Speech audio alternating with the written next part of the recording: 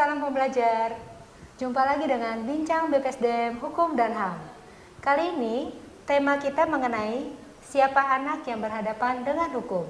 Kami datang dengan penyuluh hukum BPSDM Hukum dan HAM, Bang Ali Usman. Halo Bang Ali, gimana kabarnya? Alhamdulillah sehat. Iya, Bang Ali, tema kita ini kan siapa anak yang berhadapan dengan hukum. Iya. Anak dan remaja negara Indonesia ini kan pasti dilindungi oleh negara Indonesia. Nah, dengan banyaknya kondisi saat ini, kriminal yang dilakukan oleh anak-anak yang di bawah usia.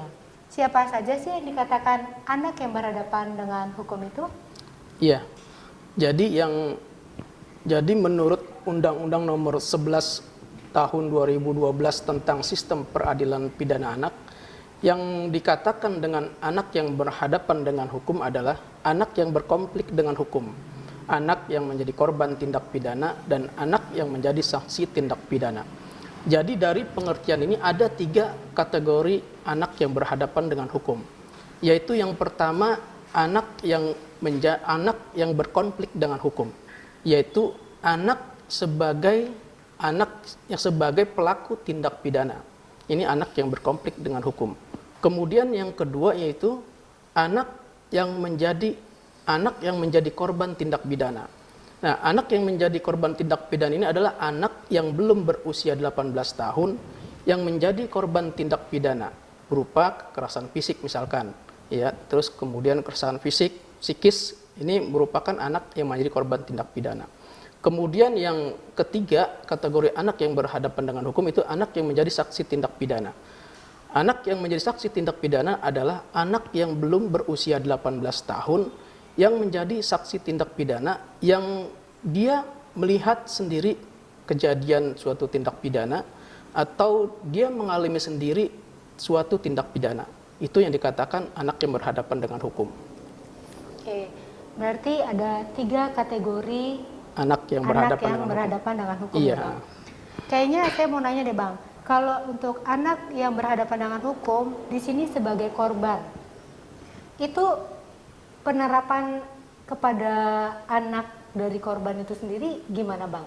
Iya, jika anak menjadi korban tindak pidana, seperti anak mengalami tindak kekerasan, misalkan anak mengalami tindak kekerasan fisik, tindak kekerasan psikis atau kejahatan seksual, maka si anak mendapatkan perlindungan berdasarkan Undang-Undang Nomor 35 Tahun 2014 tentang perubahan atas Undang-Undang Nomor 23 Tahun 2002 tentang perlindungan anak.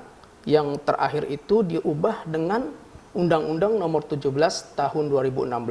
Itu di situ ada pemberatan hukuman seperti hukuman kebiri bagi pelaku kejahatan seksual sama pengumuman identitas pelaku, itu salah satunya itu.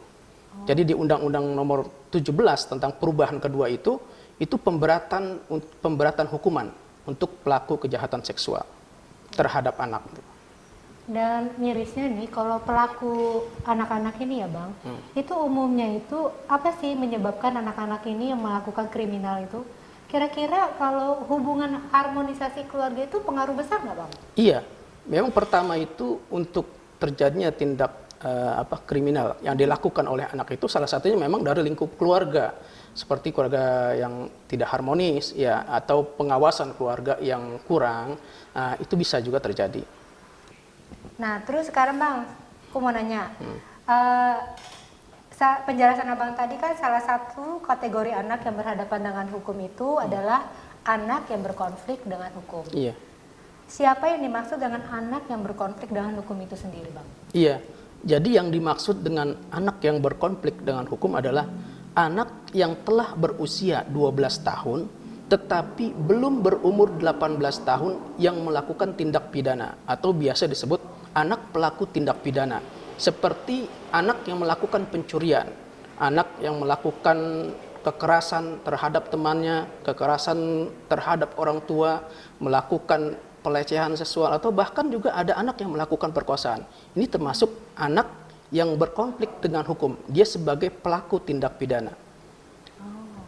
Serem juga ya Bang ya. Iya, kalau Abang jelasin tadi sampai anak yang melakukan pelecehan seksual sampai ada melakukan pemerkosaan. Iya, memang ada kenyataannya seperti itu dan terjadi di mana-mana. Oke, Bang. Kemudian terakhir nih, Bang. Iya. Gimana dengan anak yang menjadi korban tindak pidana? Apakah juga menggunakan ketentuan yang diatur dalam Undang-Undang Nomor 11 Tahun 2012 tentang Sistem Peradilan Pidana Anak? Iya.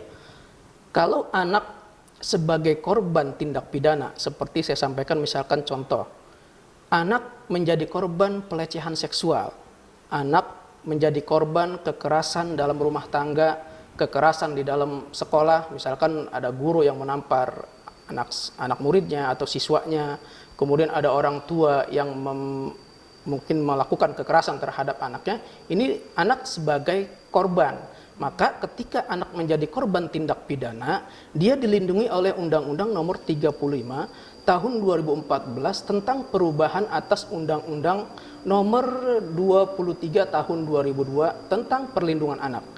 Akan tetapi ketika anak itu sebagai pelaku tindak pidana, seperti yang saya sampaikan tadi, berkonflik dengan hukum, artinya dia sebagai pelaku. Misalkan anak melakukan pencurian sepeda motor, anak melakukan misalkan pembunuhan, pemerkosaan, perusakan. Nah, ini kan anak sebagai pelaku berarti dia. Nah, ketika anak sebagai pelaku tindak pidana, maka dalam proses peradilannya berbeda dengan orang dewasa. Jadi untuk anak yang sebagai pelaku tindak pidana, maka yang digunakan adalah Undang-Undang Nomor 11 Tahun 2012 tentang Sistem Peradilan Pidana, tentang Sistem Peradilan Pidana Anak. Jadi ketika anak sebagai pelaku tindak pidana, maka proses peradilannya menggunakan Undang-Undang Nomor 11 Tahun 2012 tentang Sistem Peradilan Pidana Anak. Nah, dalam undang-undang itu mengatur tentang diversi, kemudian keadilan restoratif. Nah, itu keadilan restoratif itu mengatur itu salah satunya, dan juga tentang ketentuan penahanan terhadap anak. Jadi untuk peradilan anak dan dewasa udah pasti berbeda ya, Bang? Berbeda, iya.